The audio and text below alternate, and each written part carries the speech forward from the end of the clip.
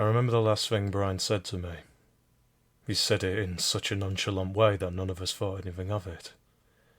We just finished another one of the lectures on sexual harassment, diversity, or whatever the latest bullshit was the mining industry was trying to pretend it cared about when Brian stood up and said with a slight smile, "Well, that's it, I'm done." With that simple statement, he got up and walked into his office, tidied up his desk, and went out for the day. Later, when we talked about what had happened that day, Rob mentioned that he'd thought it was a bit odd when he'd gone into the office after Brian had left. He'd found that Brian's usual chaotic desk had been cleaned up.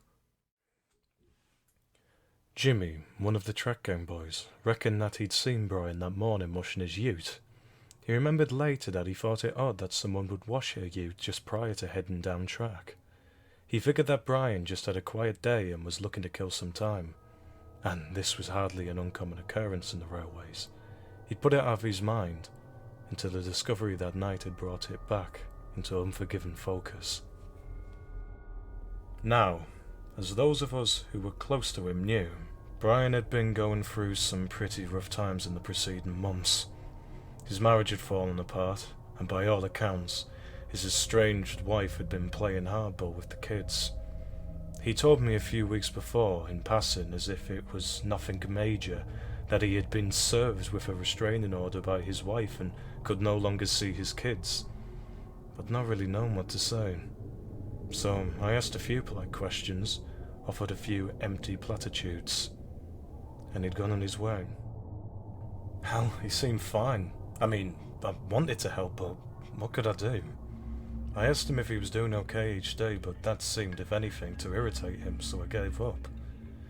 I wanted to care, but I also didn't really want to get involved. Looking back, I realise now that we were all doing the same thing. None of us really cared about his troubles, but equally, none of us wanted to show that we didn't care. It must have been obvious to Brian, just as it had been obvious to me in the last few weeks. I didn't realise then what I know all too well now. When people pretend to care, it is worse than if they were just upfront about it. We've all heard the saying about the straw that broke the camel's back, but how many of us have really stopped and considered if our selfish actions have been heaping straws up on our friends and co-workers? Over the last few weeks that I knew Brian, he seemed mostly okay. Sure, he was a bit crankier than usual, maybe a couple of times. I noticed how the smile he was wearing would melt off his face when he thought nobody was watching. But I mean, he was okay, right? Things continued as usual, and by usual I mean as always in the industry. I was looking to snag a promotion, so I was busy trying to show off for all the managers. Brian had put an improvement idea in a while back to get the offices repainted. He was hoping to replace the grey paint that had been flaking off the walls with something a bit more light and cheerful. Well, I jumped on the idea and painted half the office bright pink and the other half bright blue. I was pretty chuffed, thinking of how it would look on the virtual meetings with management, how I could give a spiel about how we stood for men and women's health and equality and all that good stuff.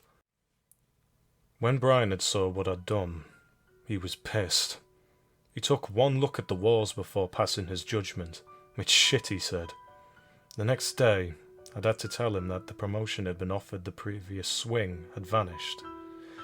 He was a high performer in the team, but the management was looking for more diversity, so they decided to pass him by again. I tried to soften the blow by offering him a secondment to help train the new leaders we'd hired and set up the systems for them. But to my surprise, he turned it down. He'd been angry after that for a couple of days. But then, as always, he just seemed to get over it. Again, I pretended to care. I asked him if he was doing okay, and I tried to emphasize with him. But he wasn't interested. He just changed the subject and moved on. So all in all, I was not concerned when, after the meeting that Sunday, he went down track and I didn't hear from him for all day. When at 3 p.m. I tried to call him on the radio and I didn't get an answer, I wasn't worried. It was only when 5 p.m. rolled around. I still couldn't get through to him on the phone or the radio, and I began to be a little bit uneasy. My sense of unease began to grow when nobody could remember seeing him or his car down track all that day. Oh fuck, I thought. If he's cracked it and fucked off to Newman to fly home, I'm gonna look like an arsehole. Should have reported him missing then. But instead, as I was more concerned about the administrative repercussions than anything else, I decided to keep it quiet and go out to look instead. I sent Rob to Newman to scout out the airport, and I set off down Marble Bar Road to check the track. I don't know what caused me to look, but as I crossed over one of the little rivers that crossed the road before we hit the rail service track, I suddenly felt the urge to look down the river. It was near the end of the wet season, and there was still a fair bit of water sitting in the usually dry riverbed, so I was a bit surprised to notice the right bank of the shallow river had been gorged by a passage of a Utes tyre. I was unwilling to risk getting my car bogged, so I parked up and started carefully to follow the tracks on foot. The tracks were pretty fresh, and I had no problem following them, even with the slowly setting sun half blinding me. After maybe 50 minutes of walking, as I rounded a fork, I spotted Brian's ute parked in the middle of the stream under a giant ghost gum. By the time I had made my way close enough to make out the silhouette of Brian kneeling on the canopy, the sun was almost at a line of the horizon, and the world had taken on the otherworldly hue of the magic hour so beloved by photographers. I called out his name. Brian half turned his head towards me, his figure black against the golden setting sun. "Are you okay?" I asked, wincing slightly as the cool water filled my boots. Brian's only response was to sigh deeply, as if in a final expression of disappointment or perhaps disgust at the pathetic shallowness and importance of my question, and turned back towards the golden sun. His judgment against me and all humanity seemingly made, he suddenly gasped and arched his back. With a jerk, his arms spasmed downwards, he stumbled uneasily to his feet and, with a sure and final motion, threw himself off the edge. As he fell, I suddenly noticed that he was connected to the sky by a black tether.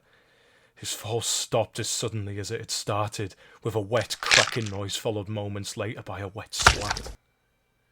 I scrambled forward, aware suddenly of a metallic, grassy smell filling the air. The next instant the sun dipped below the horizon, suddenly removing the golden backdrop from the world. Brian hung there in stark relief against the pale rocks and light green of the leaves. He had hung himself. But if that was not terrible enough, he had also committed a form of seppuku, driving a long knife into his stomach, slicing downwards before he jumped.